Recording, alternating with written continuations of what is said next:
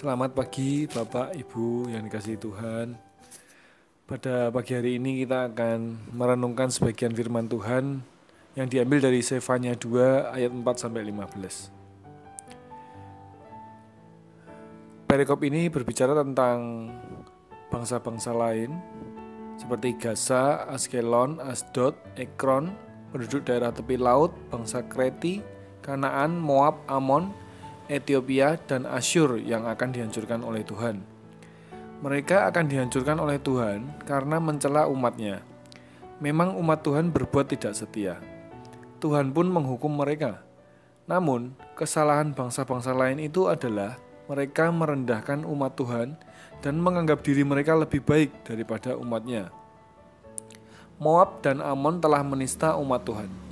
Atas sikap mereka, Allah akan menghukum dengan menjadikan daerah mereka seperti Sodom dan Gomora, yaitu tempat yang sunyi dan yang tidak didatangi orang lagi. Kalau umat Tuhan dihukum, itu karena hak kuasa Tuhan sendiri, bukan berarti bangsa lain lebih baik daripada umat. Tampaknya tak hanya bangsa-bangsa itu yang bersikap demikian. Orang memang mudah merasa bahwa dirinya lebih baik daripada orang lain. Terlebih lagi ketika melihat orang lain mengalami hal buruk atau penderitaan, sementara dirinya tidak. Hal buruk atau penderitaan dianggap sebagai hukuman Tuhan dan konsekuensi dari dosa. Ketika seseorang tidak mengalami hal buruk atau penderitaan, lalu merasa congkak, dia merasa diri lebih baik dan lebih mulia daripada orang lain. Penderitaan seakan-akan dapat dipakai sebagai ukuran pasti untuk kemuliaan seseorang. Apakah benar demikian? Memang orang tua yang mengasihi anaknya akan memberikan hukuman ketika anaknya itu melakukan kesalahan. Orang tua pun mengizinkan anaknya menjalani konsekuensi dari tindakannya, sekalipun harus menahan perasaan sedih karena melihat anaknya menderita. Walaupun demikian, penderitaan bukanlah alasan untuk menghina dan merendahkan orang lain. Di samping itu, ada juga penderitaan umum yang dialami oleh semua orang dan penderitaan yang diakibatkan oleh orang lain. Daripada memandang orang lain dengan congkak, lebih baik memandang sesama dengan empati. Tunjukkanlah belas kasihan kepada orang lain yang menderita.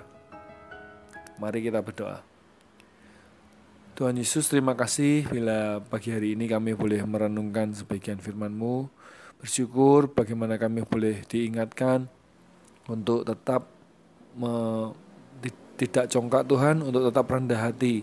Kami bersyukur Tuhan untuk setiap berkat-Mu, juga setiap mungkin pergumulan, penderitaan yang kami alami. Terlebih lagi kami diingatkan ketika melihat orang lain menderita, bukan berarti penderitaan itu adalah hukuman dari Tuhan, maupun bukan berarti kami sudah lebih baik daripada orang itu. Tapi kiranya Roh Kudus pimpin kami supaya kami boleh lebih peka, juga boleh lebih mengasihi sesama, khususnya yang mereka yang mengalami penderitaan ataupun pergumulan. Bersyukur Tuhan, berdoa untuk setiap kami yang boleh merenungkan firman-Mu ini, kami boleh juga melakukannya dalam hidup kami sehari-hari. Kami boleh terus bertumbuh serupa Kristus. Terima kasih, hanya dalam nama-Mu kami berdoa dan bersyukur. Amin. Tuhan Yesus memberkati.